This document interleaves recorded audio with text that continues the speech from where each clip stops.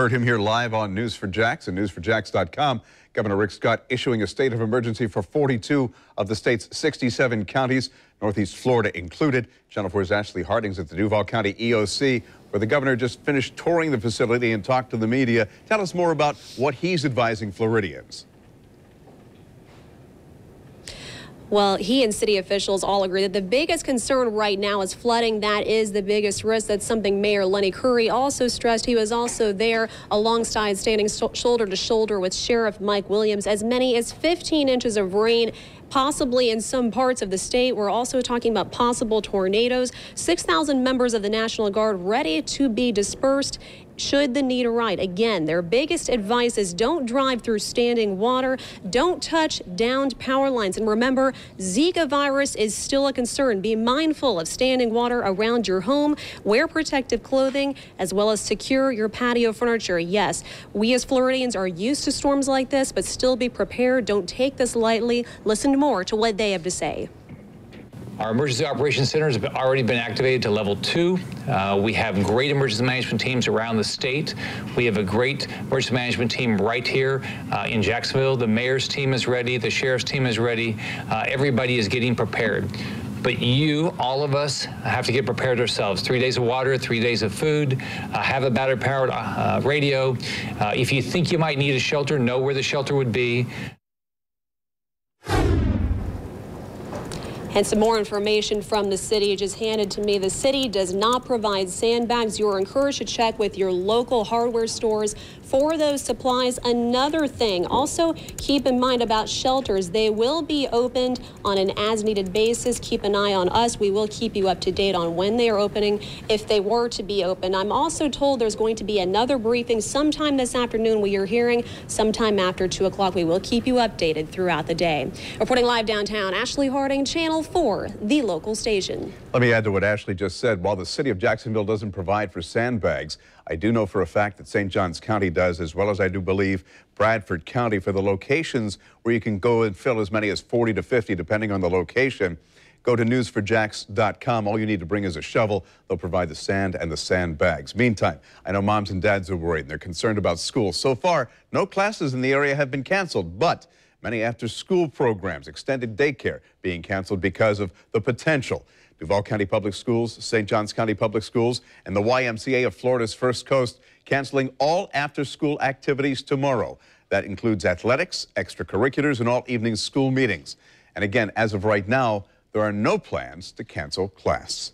City of Jacksonville will be closely monitoring the bridges throughout the storm. That's because the city can begin to shut down area bridges when the wind reaches a threshold of 40 miles per hour. Chief Meteorologist John Gaughan says gusts could top 45 miles per hour as the storm roars through the River City. Now, TD9 could head toward the Cedar Key area first. That's where we find Channel 4's Vic Micolucci. This is a sleepy town. They getting ready, and what are their worst fears, Vic? It definitely is, Bruce. Only about 700 people live here. They rely on two things: clam fishing and tourism. Not a lot of tourists here, so probably only a few hundred people left on the island right now. A lot of the restaurants and shops already closed. Let me show you. This is the Gulf behind me. You can see the clouds starting to build, the waves getting bigger. There used to be a bulkhead here, and you got rocks, according to the people that live here, a couple feet behind me. The water already coming up. Now take a look down this way. Down on the roads, you will see where the water is already starting to come onto the pavement. Residents say it's only going to get worse. About 2 o'clock, this whole road, they believe, will be underwater. That's because of the storm and the high tide. So I talked to the police chief. He said that his officers are prepared to close roads. They might even close the bridge getting to and from this tiny island. We were hoping for a quick storm, but it looked like it's going to make us earn our money. I've seen a lot of police patrolling. What are you telling people that live and work here? Unless you just have to be out here, stay home. I mean, it's just going to get worse. How long have you lived here? 5 years. How many times have you gotten sandbags for your home? This is the first time. Yeah, this is the first time. They're expecting more storm surge, and I'm just taking some extra steps.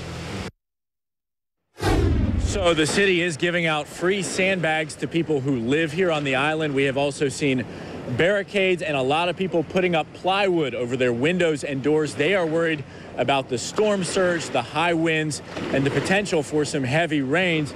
Meantime, the waters here, they continue to get higher and higher. A lot of the roads should be closed within about 2 hours. And also, we are hearing the restaurants, the bars, the hotels are going to be closed here on the island. A lot of them, not all of them. But the person at our hotel, the manager, she told us, you guys might want to go and get some pizza, get some subs tonight, because tomorrow everything might be shut down. We're talking about no electricity and no running water. Of course, we'll keep you posted. For now, we're live in Cedar Key. Vic Michelucci, Channel 4, the local station. Vic, you mentioned the potential for storm surge. Governor said 3 to 5 feet, in some cases as high as 9. We see the water already infiltrating the road. Have you heard anything about evacuations or, ways to further protect those buildings that are so close to the Gulf waters? So, Bruce, I asked the police chief if they were going to evacuate here. He said no. Most people that wanted to get out are already getting out. I talked with some people this morning who live in RVs at a local trailer park. They said they're going to drive toward Gainesville. They think it's safer there. But the storm surge could be between 6 and 9 feet. That's what I'm hearing from people. Jim Cantori from the Weather Channel also here, not too far from us. I was talking to him about 15 minutes ago. He said it is going to get very bad. We have a large satellite truck here. He told us to go to higher ground almost immediately because he said in a couple hours that storm surge is going to be very, very difficult to deal with. And Jim Cantori knows. Vic, stay safe. Thank you very much. Yes. Other possibility. Power outages in the area. Channel 4's Nicole Snyder talked with the folks from Florida Power and Light. What should we do to prepare for those outages and stay safe? Bruce, this is just one of the hubs across Northeast Florida that FPL is using to house additional trucks to send out when those power outages happen. They're also bringing up 5,000 workers from South Florida to help with those power outages during the storm and after the storm. Now, the vice president tells me that it's hard to tell where and how hard this storm will hit, so they also have out-of-state crews on standby ready to come in and help. And they put about $2 billion in the system in the past few years and new technology that will help the company restore power more quickly. The vice president says about 40% of customers are new to the FPL family compared to 2005 when the last big storm rolled through the state. So many have not experienced what this tropical depression could bring. And when you think about it, we have not had a significant storm, a hurricane or the like, strike the FPL service territory or any of the territories in Florida in more than a decade. So Mother Nature is going to do some house cleaning like she's not done recently. So we're concerned about not just power lines coming down, but flying debris and things of that nature.